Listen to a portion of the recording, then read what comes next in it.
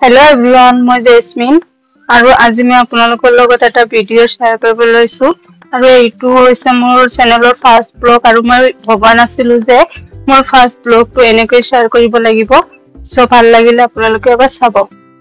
হঠাতে মোৰ গাটো বহুত বেয়া কৰিছিল মই উশাহ ল'ব পৰা নাছিলো আৰু যেনে তেনেকৈ মই হস্পিটেলখন পালো আৰু যোৱাৰ লগে লগে ডক্টৰ মোক কেনুলা লগালে আৰু ট্ৰিটমেন্ট ষ্টাৰ্ট কৰিলে তাৰ আগতে আপোনাক হস্পিটেলখনৰ দৃশ্য দেখাব বিচাৰিম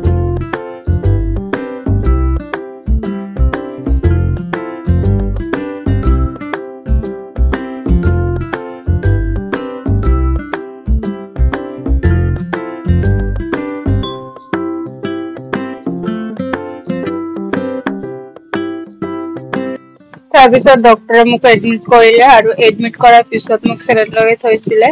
আৰু এইফালে ভাইটিয়ে ভিডিও বনাব গৈছিলে